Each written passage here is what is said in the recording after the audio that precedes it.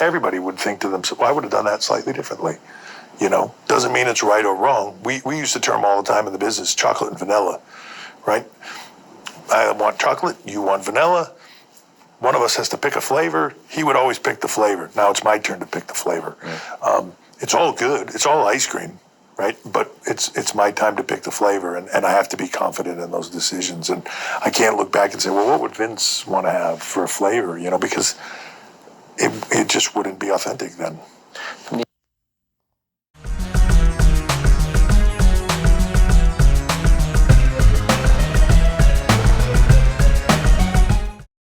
The Triple H era of WWE is something that people have been debating since it happened. There is a cross-section of the wrestling media that seems to believe that Vince is still in control, and they cannot ever be convinced otherwise. However, people who actually watch the show, people who are actually paying attention, especially to what talent gets pushed or diminished, they know what they see. And this is not a Vince McMahon book to WWE. That being said, speaking of talent, the talent that are released, the talent that are pushed, how the belts look, what the belts are called, etc., we all know that Triple H has taken over. And that is not always a good thing. Now, Eric Bugenhagen, aka Rick Boogs, has lit the fire. He said, and he believes, that Vince McMahon's removal is the reason why he was released from WWE. So, when did he say this? Where did he say this? Apparently, he was discussing some things on his most recent YouTube video. And it begins with him getting ready to go into the gym, and he says, quote, the video starts saying, let me tell you, it's been an interesting time in my life with my job in WWE being terminated due to a backstage political power play. At least that's my opinion of it. But now is not the time to talk about that. I will get into detail about that when the time is right. So in the comment section, that got a lot of attention. So in the comment section of the same video, Eric Bugenhagen responded to a comment by saying, quote, I can say with 100% certainty, the removal of Vince killed my career. Then he continued in responding to another comment. The comment, and I'm going to shorten the comment, I actually can't even imagine a more ideal WWE superstar. Larger than life characters with big personalities. It's supposed to be the template for that place, not the exception. I think they did you dirty, man. And Bugenhagen responded, pretty much everyone in the corporate side of the company agreed, which is why I was always the third party guy doing commercials for Old Spice, Snickers, Mike's Hard Lemonade, and Toyota. However, one person clearly has some weird grudge against me. So Rick Boogs has a bit of a point. Now, put a thumbtack in that. Let's go over to something that seemingly is unrelated, but it ain't though. Io Sky, the current SmackDown Women's Champion, or what they call the WWE Women's Champion, she went on a Japanese news, I guess she went to the junket or whatever, and she was talking about how she was going to leave the WWE in and around August 2022. So here's what she says. I thought about returning to Japan. It wasn't that I didn't like America, but if there was nothing I could do here, I thought that if I went to Japan, there would be more things I could do. And I have grown a lot since I left Japan. So I was confident that I could show a different kind of work in Japan this time. It was my policy not to give up.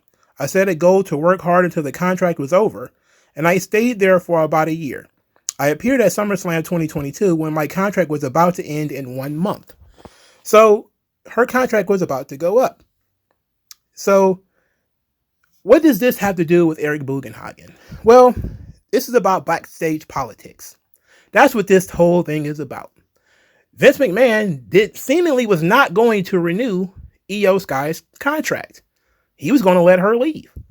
This is the same Vince McMahon who let Adam Cole leave, who let Johnny Gargano leave. He blew up NXT. Everybody knows that. And Vince was not shy about it. Vince and Bruce were not shy about what they were doing to NXT. A lot of the old guard had to get the hell on. And we covered it thoroughly and laughed about it here on this channel. So I am not in any way saying, oh, that's not possible. Well, it is possible. But what ended up happening right before SummerSlam 2022? The Wall Street Journal dropped an article on Vince McMahon. Caused Vince McMahon to have to take a step back and then ultimately, quote unquote, retire from the WWE. And then Triple H took over. Now, I want you to put a thumbtack in that one too. Let's go over to Samoa Joe, who we all know was fired seemingly for no reason in 2022. Samoa Joe said essentially the same thing that Rick Boogs said. He said, quote, there were issues between two upper echelons of management, and they were playing out their war with the careers and contracts of the people underneath them. After the initial time he was fired, I didn't have much of a chance to breathe because essentially I was hired back within hours. The second time, I just kind of chuckled as I realized it was very much the same situation. At the same time, I wasn't bitter or mad. The truth of it is, and I give WWE some credence, is that I was expensive. I was expensive to keep around. If cutting my contract, if they saved that company money, trust me, I believe it did. I wasn't hot about it. It was just more of the silliness of the situation, what they were doing, and the reason why they were doing it, which I can never officially confirm, but I have heard from enough people that I have a pretty good idea, including many of the people involved. After that, I think I spent a day pissed. More of the situation than the actual firing. Then all the super awesome opportunities literally materialized. So Samoa Joe believes he was also fired due to backstage politics. And guess what? He's probably right. He's probably right. Now, Samoa Joe is a very interesting person to talk about here. Because when we talk about people like Io Shirai, people like Adam Cole, people like Tommaso Ciampa, Johnny Gargano, the blowing up of NXT, how backstage politics plays into all of this. Samoa Joe was involved with the tryouts of NXT 2.0. Remember, he was a part of the developmental process for a short time and was actually helping with it during the pandemic and for a short time afterwards. And Samoa Joe confirmed that the NXT 2.0 the directives of who to hire and what they should be looking for came directly from Vince. So he says, quote, as for the directive, yeah, this is directive and they come straight from Vince. Vince says, hey, this is what we want. But the directives, it's weird. They've been around forever. I worked for WWE in developmental when they very, very first started in California and these directives existed. But they change. It changes based on the needs of the company. It's funny, I read the articles. I know exactly what you're talking about. He's talking to I think it's Denise Salcedo of Fightful or whatever. Yeah. He's talking to her. This is a quote from her interview where, and he says, I read the outrage about the directives and I'm like, this is nothing different. And then next week, the directive will be different. I think at this point, the track record of NXT and the hiring process has shown that. There have been different cycles where different types of athletes come in. Everything from the independent talents come in to just straight up athletes. These directives change and they shift based on the needs of the company. So when the company changes, usually Vince will say, we need more of this, less of this. And at that time, when NXT 2.0 was happening, Vince decided fewer independent wrestlers, more performance center talent, more athletes that they had recruited themselves. And of course, people complained about this. They thought it was completely unfair and they thought it was backstage politics, which it was.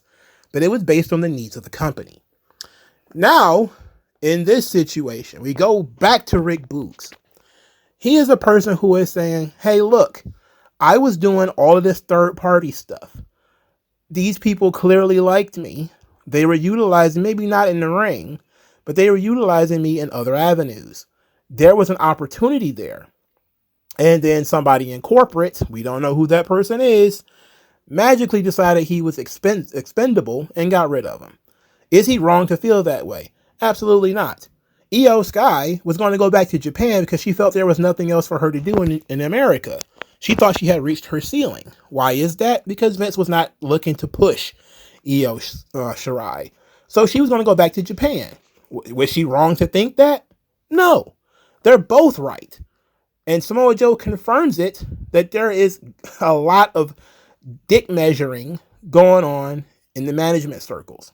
So when I sit here and I say, hey, you look at a lot of the releases and the people that have left WWE within recent months, or people who have been de-pushed and people who have been pushed, it seems very political. Doesn't seem to be based off of talent or who's over. It seems to be based mostly on, does Triple H like you? So if you hated Vince for pushing people for that same reason, then how could you possibly like Triple H for doing it? Well, the difference is Triple H is more likely to push some indie wrestler, while Vince was trying to get over people who, didn't have that much of a track record, people who were basically just getting started. There are several people that I talk about routinely when I say that look at what Triple H is doing to WWE. Number one with a bullet is Austin Theory. Austin Theory's NXT run is virtually non-existent. He basically did nothing the entire time he was there. As soon as he gets to the main roster, he ends up in a storyline with Vince. And then Vince has him winning the U.S. title, beating up on Finn Balor. He's in feuds with, Stone Cold Steve Austin and Pat McAfee. He's doing stuff. He's in the mix. He wins the Money in the Bank, and that's one of the last things Vince does before the Wall Street Journal article comes out. Immediately afterwards, Austin Theory goes on a losing streak, which happens, when you win the Money in the Bank sometimes.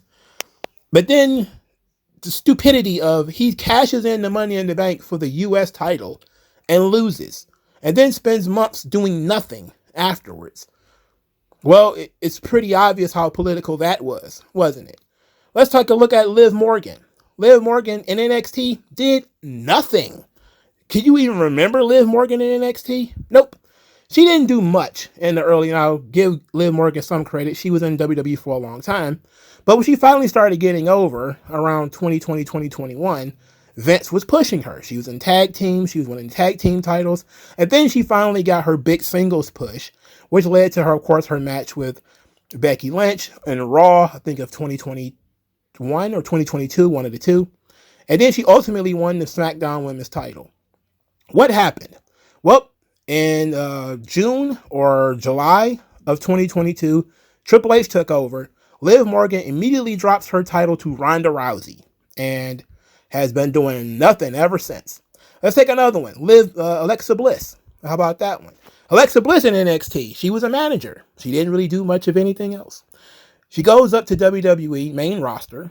Vince pushes her as a top star. She wins championships. She's, a pretty big star on the roster. She waxed and waned a little bit as they tried to figure out what to do. The Bray Wyatt stuff happened. And, of course, the issues with Bray Wyatt derailed her career a little bit. But when Triple H took over, how many times did you really see Alexa Bliss? And it was a situation where she was not injured. Now, she might be pregnant now, or she just had her baby, however that goes. But when she was on the roster and she was healthy, Triple H wasn't exactly calling her number. So her career diminished when Triple H took over. Let's take another one, because you need more, right? Madcap Moss. This was a guy who I don't think was ever even in NXT. I don't remember ever seeing the guy in NXT. He's all of a sudden partnered up with Baron Corbin. They do the Madcap Moss thing. It's annoying. It's a stupid name. It's a silly gimmick. But then he starts working a feud with Baron Corbin, and he starts getting over. Like legit. Like really started getting over. And then what happened? Well, Triple H takes over. Madcap Moss, they changed his name back to Riddick Moss, which I think everybody wanted. He's paired with Emma, who is brought back, who is his girlfriend, and then summarily nothing happens with him. It's over. I think he might have wrestled Gunther once, and that was it. He wasn't even used as a jobber. He was not used at all. And now he's gone. Give you another one because I like giving you examples. Lacey Evans. Of course, we know Vince loved Lacey Evans. He was pushing, Sassy Southern Belle. What did she do in NXT? She didn't do anything. Now, the point of me mentioning that they didn't do anything in NXT is because Triple H ran NXT at the time, right? Triple H was pushing Asuka and Athena, or AKA Ember Moon, and all the indie wrestlers, right? Meanwhile, he had like the Lacey Evans or the Bianca Belairs, who we talk about in a second, on the roster at the same time. So Lacey Evans is there. She's not doing anything. All of a sudden, she gets on the main roster. She actually starts getting over because she knows how to connect with the audience. She's starting to get pushed. It's kind of weird because she's sort of this baby face that they want her to be. And then stuff starts to happen. You know, it comes out that she's come kind of crazy Republican or whatever. And I put crazy Republican in quotes. And all of a sudden, Triple H takes over and you very rarely see Lacey Evans anymore. She barely makes TV. And then she fully turns heel. And she's still kind of doing the Sergeant Slaughter gimmick. They do a couple of vignettes for her, but she never really gets back on TV again. And now she's gone. And she voluntarily left. So before they fired her, her contract expired and she left. Because she realized, much like EO when she was going to leave, that this thing wasn't going to work out. So she got out of Dodge before she could actually get fired. I'll give you another one. This is probably the biggest one, is Bianca Belair. You know, Bianca Belair was in NXT. She did the Mae Young Classic. She wasn't, despite the fact that she was super pushed almost right out of the gate by Vince McMahon, she had almost no body of work at all in NXT. She was there for a little bit. She may have worked with Charlotte. She might have worked with Rhea Ripley a little bit, but they didn't utilize her properly. On the main roster, however, Bianca Belair is one of the most recognizable stars in the company. She's doing commercials. She's the champion. She main evented WrestleMania against Sasha Banks. Everything's looking up. Everything's looking rosy. Everything's looking great. Then Triple H takes over. And it doesn't quite diminish immediately. But you can see that Bianca ain't exactly one of his favorites. So she starts getting put on the back burner. Even as the champion, she might have had the belt, but she wasn't really getting the run. They kind of put her they put her in a pocket somewhere where she can be the champ over there, but she can't really do much of anything else. And then they put her in the chase position, which is fine. And then immediately, as soon as she won the title, they put it on Io Sky. And now Bianca's missing. She's on hiatus, quote unquote. Hiatus. She went and took a break, a vacation, in the middle of a huge push, right? So you see what's happening. Since Triple H has taken over, a lot of people that were pushed in NXT have all of a sudden started getting mega pushes. Gunther, Asuka, who has been there forever. Shinsuke Nakamura, who's been there forever. Seth Rollins, who's been there forever. A guy like Finn Balor, who has been on the roster forever. Sami Zayn, Kevin Owens, all these guys started making a resurgence. Now, some of these people, they got fairly decent careers under Vince. Sami Zayn is one of them. Kevin Owens is another one. Vince didn't exactly hate those guys, but I could tell you they probably wouldn't have main evented WrestleMania with Vince being there. But except Kevin Owens, who literally did main event the last WrestleMania that Vince McMahon was on and booked. Other than that, most of these people would not be in the position that they were in.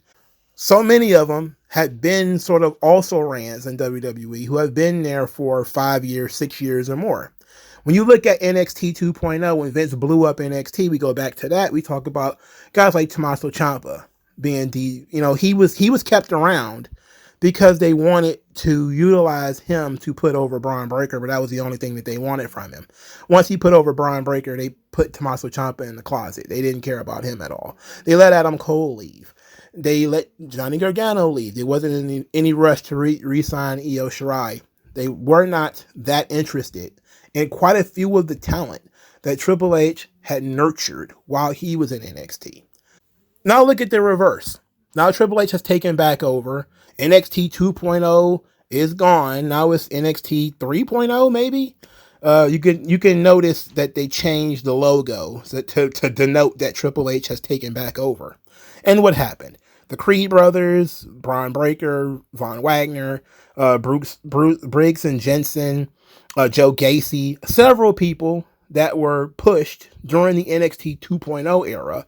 Tiffany Stratton, Nikita Lyons, a couple of others. They all been diminished. Now, Tiffany Stratton eventually won the women's title, so it's not 100%. But you notice the trend, right?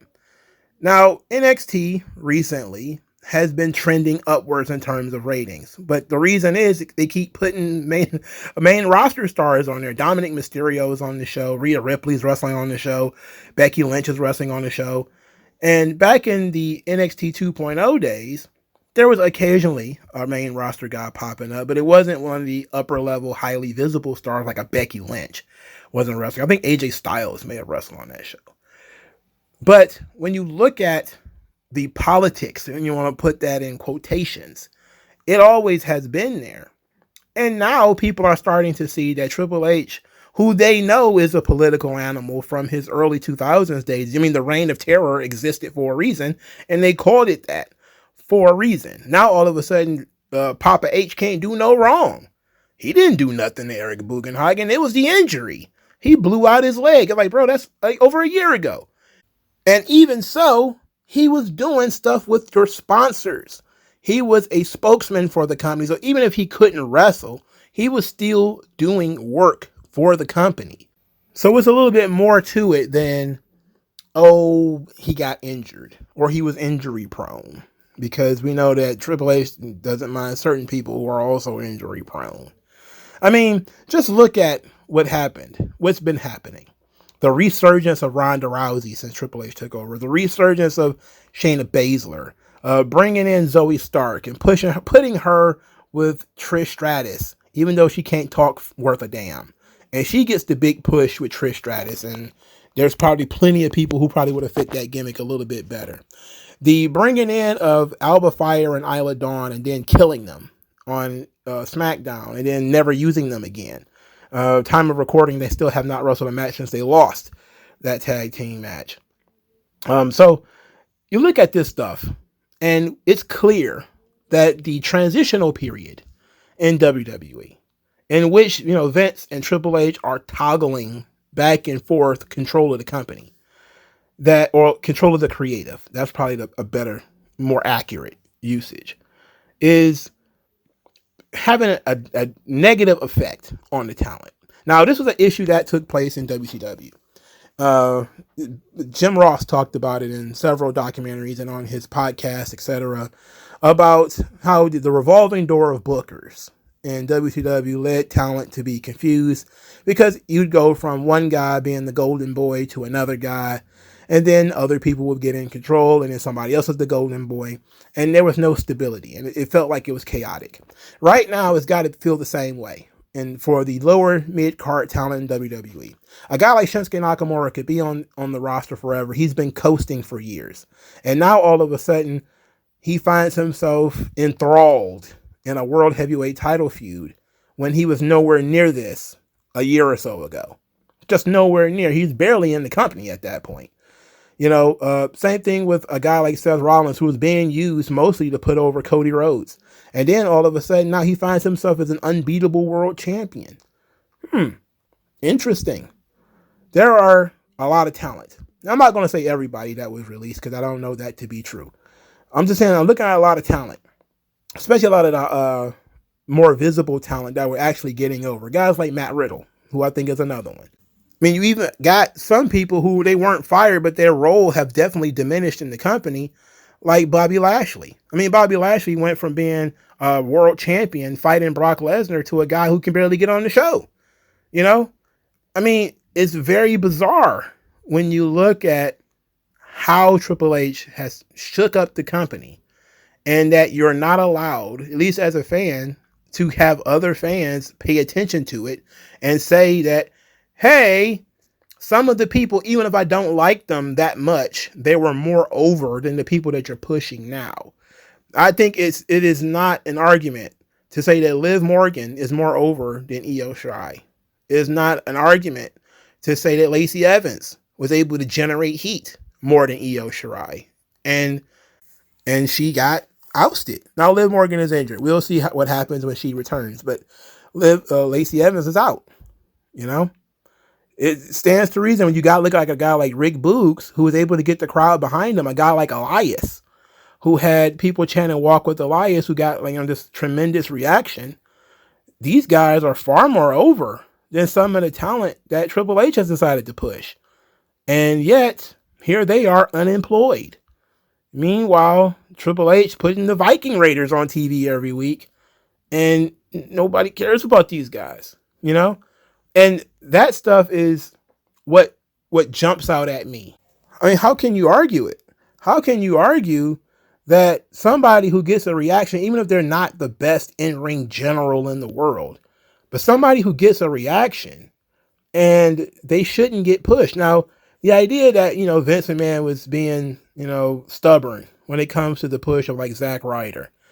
Likewise, Triple H has probably been a little bit stubborn when it comes to the push of LA Knight. And that's the one I kind of want to close on. Because LA Knight, he might have been signed by Triple H, but he didn't do much of anything in Triple H's NXT. When Vince took over, however, he was embroiled in that feud with Cameron Grimes for the $1 Million Championship, and he was working with Ted DiBiase, and it seemed like everything was coming up roses. Now, I know that Vince, upon seeing him, finding out how old he was, made him Max Dupree. I get that. So Triple H made the right decision in getting rid of the Max Dupree gimmick. However, now that LA Knight is a thing, he's not exactly getting behind it. It may seem like it, but it took him a while to get here. I mean, LA Knight's been over for months, and now here it is in late September. He's just now really getting the push. But we have to accept that these guys have different tastes. It all goes back to the old conversation that Vince and Triple H used to have, and Triple H used to talk about it a lot, about chocolate and vanilla. Actually, here's one of the more famous quotes. He says, quote, "Chocolate and vanilla. I want chocolate, you want vanilla. One of us has to pick a flavor." He, meaning Vince, would always pick the flavor.